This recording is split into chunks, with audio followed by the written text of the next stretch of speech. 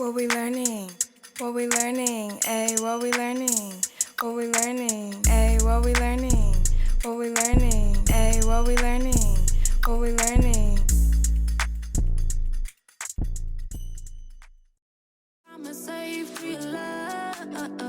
What's good, everybody? Welcome to another episode of What We Learning. It's your girl Breedot22, and today we have Izzy B. Ayo. So you're a DJ, a singer. Yes, ma'am. It's very interesting because I don't know a lot of female DJs. I feel like all of the DJs I know are males. Yeah, especially in Tallahassee. Right, yeah. What inspired you to become a DJ? Actually, my sister, she is a DJ in Miami.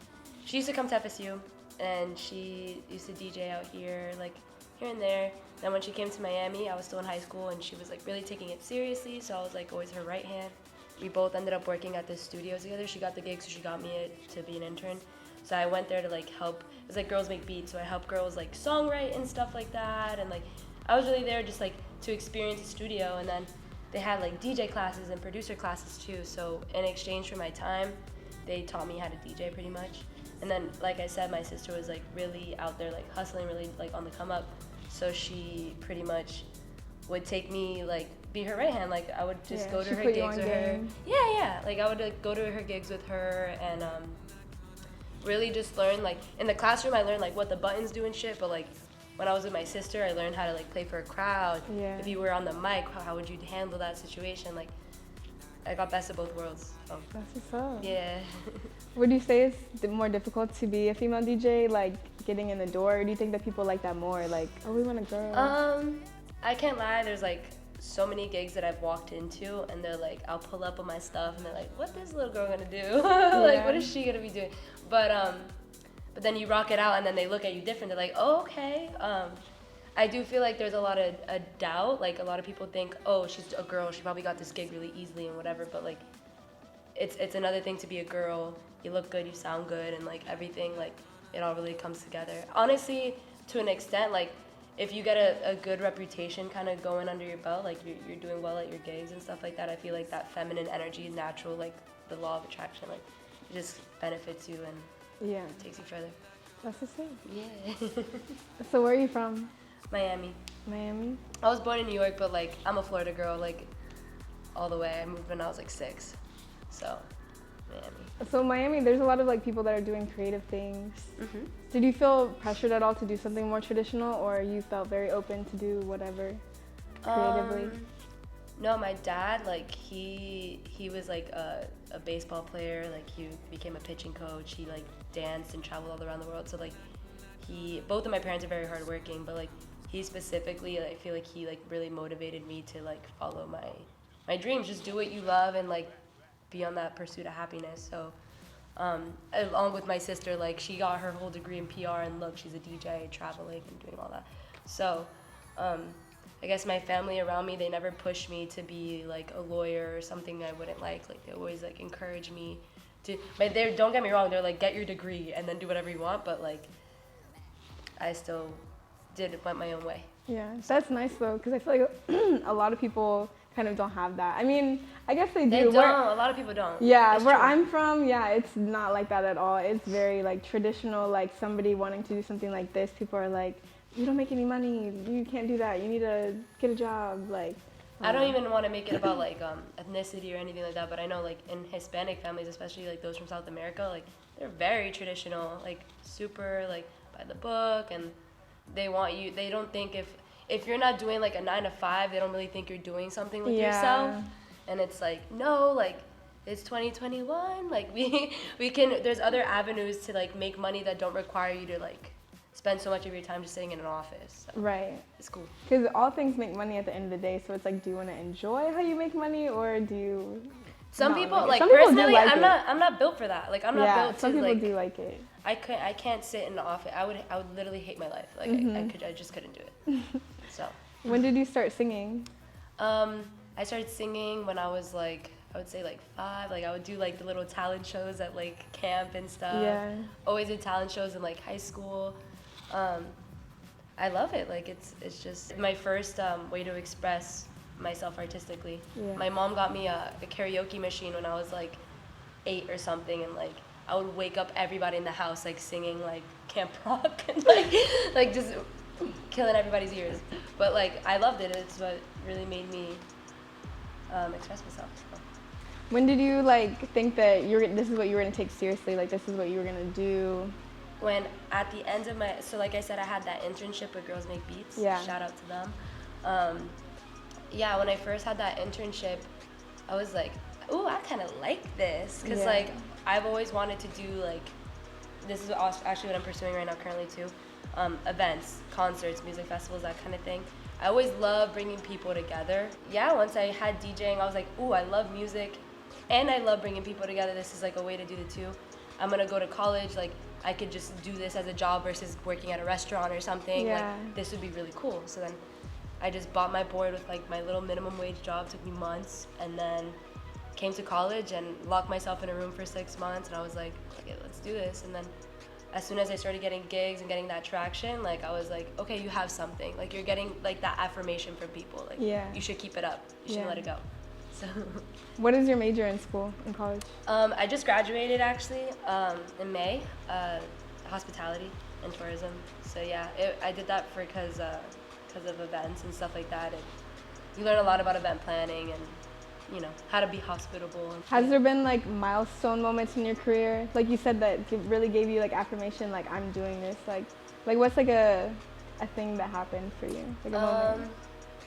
2 specific moments that I could think of. I've had a great semester, but I'll get into that. So first, in pop bellies, there's 4 different stages. Like there's like 4 different rooms. So I was always playing in those like little rooms. Mm-hmm. So once I got to the big stage, which is like people here know as the beer garden, my first time playing out there, I remember just being so scared. Like it was for a game day, I had to play for hours. And I finally made it out there, and I remember, it's so funny, I was playing Dreams and Nightmares by Meek Mill. And it's like my favorite song. And that's like the song that always gets me up no matter what. I don't care where I am, I'm getting lit. I was playing Dreams and Nightmares, and like I was DJing the whole time, so I'm just looking at the board and like looking up every now and then. And the song comes on, and everyone's rapping along with me, and like I finally look up and I'm like singing along with the crowd, because you got a minute to like sing along with everybody. Yeah. And I just started like crying. I was like, damn, like this is what I've literally been wanting to do, like in this moment. Like I literally would paint, like draw and like just like scribble in class and stuff like that, and like that moment is what I would scribble. So it happened, and it was just like overwhelming.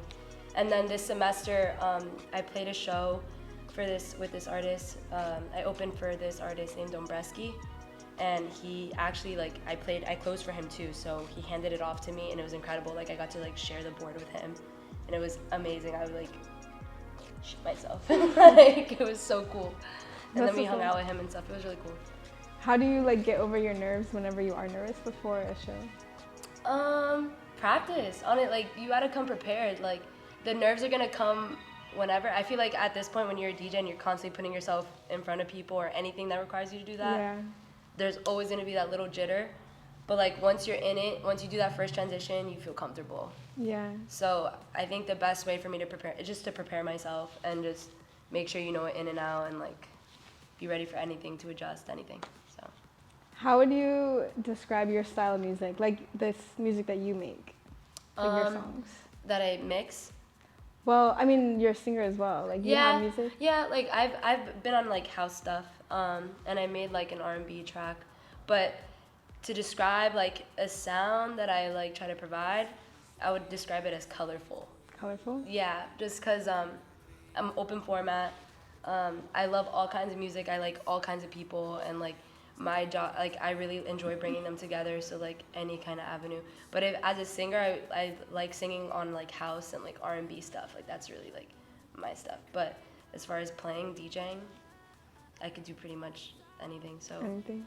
I hate saying that, sounds like I mean, no, it makes sense though. Like Latin, hip hop, and EDM type stuff. Yeah, So. that's good to be like diverse. Yeah. Whenever you DJ, do you play your own songs? Yeah, I definitely do. There's this song for the night that I always play. It's I featured on it with Zodao and my boy Cavi. I played that one actually at the Dombresky event, and it was really cool. Like, it's really cool to play your own. It's weird to hear yourself on the speakers, but like to see everybody jamming to it, you're like, we did our thing. Yeah. Like, yeah. That's what's up. Yeah. What all goes into being a DJ? Like, How do you get yourself started? yes. I think the first step is just to figure out kind of like what it is you want to do, or like get like a general idea. Like look at people that you gravitate towards, people that inspire you. Yeah. And then from there you see what program they use, what kind of hardware they use, and you buy your equipment based off of that, because it'll just get you, like, you want to definitely use the same music or use the same tools that people in your avenue are using. So that's what I would say. Definitely learn what you want to do, and then get your equipment and practice. And then How did you start networking to like move up the ladder to like get the connections you have to be able to like play in certain places? Like, how do you think people, like, what advice can you give to start? it's funny. Like I worked at a smoke shop when I first came to Tallahassee, and there you just meet a lot of people. Yeah. And then, you know, you talk. Like I feel like the best way to network with people is just like to inquire and like find a common denominator. So like, I found the right people at the right time, and I landed my first gigs. And then from there, I landed like a promoter gig, and I would promote for shows. I feel like promoters are the way to go, really. Yeah, I became a promoter from being at the smoke shop because like I met the right people. Yeah. And then I was like, I'm interested in this stuff. Like, please, like, don't ever be nervous to like ask questions. I feel, because like people love when you're hungry, and like they're gonna help you eat. You know what I mean? So I went for it. I was a promoter, and there you meet a lot of people in your same industry, and that was cool. But what really made me take off and like work in the clubs here, could be different anywhere else. I started throwing my own parties. I was like, well, if I'm not in a sorority, because that's how things work out here. Yeah. If I'm not in a sorority, if I'm not in a fraternity, how can I get myself to the club? So it's like, I'm gonna make room for myself. I'm gonna create space for myself. So I just did my own parties, and luckily, like bartenders and people that worked at the club came, and they're like, "You're dope. We're gonna tell the manager." And then the rest is history. That's what's up. But yeah, what you were saying about like being hungry and people will notice that reminds me, because I was in New York and I was with somebody. He was like, "Oh, do you want to go to a hookah lounge?" And so we went, and I honestly got pretty drunk, and so I was just very comfortable, whatever. And then I hear people like kind of across the way from me talking about music and like different things that they were doing for their artists. Like they just sounded so professional, and everything that they were saying, like I was just thinking like, dang, like I want to have these conversations. Exactly. Like, and so like I was drunk. I literally You just got the liquid courage. yeah, I just got up. I literally just walked up to their table, and they were all, it was like 5 of them. They were just all staring at me like, what do you want? And then I'm just like, hello, my name is Brianna. I'm very interested in doing music, like management, whatever. Like I have an artist. Like I'm just listening to your conversation. Like I hear what you're saying. Like I want to learn how to be doing what y'all are doing, blah, blah, blah. And they literally were like, I'm so happy that you just came up and like talked to us. Like it's so bold that you did that. Like I'm very... And you're honest. I feel like the best part is that you were honest. You're like, listen, I was being a little nosy. Yeah. And that's okay, because you break you don't gotta be slick and like try to intercede. Like you're being authentic. And that's good. Like they were like, she's hungry. Let's let her in. Let her they sit respected at the table. it. They were like, come to our studio the next day. Like I met a lot of people by just doing that. So I'm glad I did it. I'm happy too, because you're like, yes. Yeah. As you should. What is a life lesson that you've learned recently? To not worry about others people's grass, but to water yours instead. Like just don't compare yourself. Don't get caught up in everything around you. Just kind of have like tunnel vision and like focus on what you're gonna do, and that everything that is meant for you is gonna happen at the time it should. Like, you know, like just because you see someone else popping off, or like, you know what I mean? Like you don't gotta be at everybody else's pace. You're only racing with yourself. Yeah. That's the biggest lesson for sure. I feel that for sure.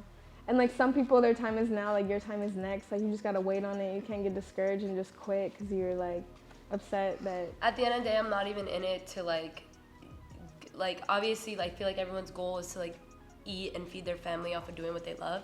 It's obviously the goal, but like I enjoy my struggle, and I enjoy like just I'm in it because I love it. You know what I mean? Like, this brings me joy. Like I said, I can't sit in a 9 to 5. I don't know. Whenever I'll do different things to try to make money, try to make a lot of money, and I'm trying to just doing it to make money, but I'm doing like what I want to on the side. I don't know if that makes sense, but I honestly think to myself, like, God knows me. Like, God knows that I'm not supposed to have money right now, because he knows that I would just like hang out, ball out. Like, I still need to be like grinding. Like, I still have more to learn. I still have more things to figure out before I'm supposed to be up, because like I wanted to be up a while ago, but I know now that I move so different and I'm way more mature, and if I did have money, like I would spend it way more responsibly now, and if I like wait to have money even further down the line, then I'm gonna move it even smarter. So I feel like I definitely learned to be patient and just accept, like, when it happens, and it will happen. So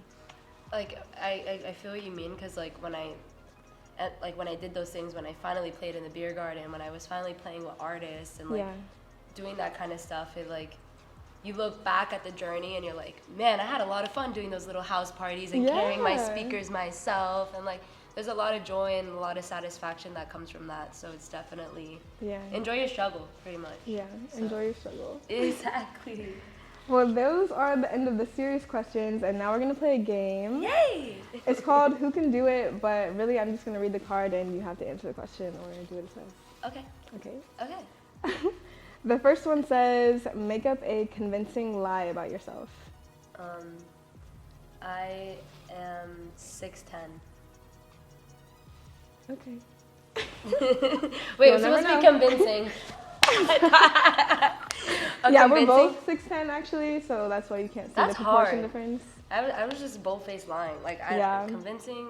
Maybe we can. I was a blonde when I was a baby. I believe it. Okay. Okay. What is something that you might say to a dog but not to your partner? Oh my god, it's so squishy. Not that tone of voice, like, you can't talk to you. Okay. Share an embarrassing story about yourself. Shit. Embarrassing story. I've like in the middle of my set, I've like got a little too lit and like low key kind of like passed out for a second. And the music started going backwards. Like when I fell, the music started going backwards. You passed out for real? Like, kind of. Like, the bartender came running because he was like, oh shit, I served her the drink. Like, came running, and I was just like, all right, I'm good. Put the music back to normal. Like, that was a little embarrassing, but, you know, you keep it moving. Yeah. Last one. Share your worst date story. Worst date? Mm-hmm. No, I've had my friend yesterday, she was like, I had a Tinder date and he pulled up to my crib, he catfished me, and I said, you gotta go.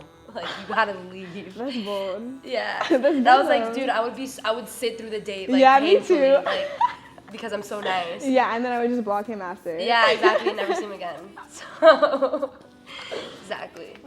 Gotta be mean. But thank you for being on the show. Thank you for having me. You're welcome. Do you want to shout out your social medias? Yes, at IZZY_baby_, and then there I have my link tree. You can find everything else. And thank you guys. And my pods. Right. And my Instagram is bree.22, and you can also follow What We Learning on Instagram. Thank you for watching. Be sure to subscribe, like, and comment. And have a good day. Bye. Bye. I'm not gonna leave you in the sun.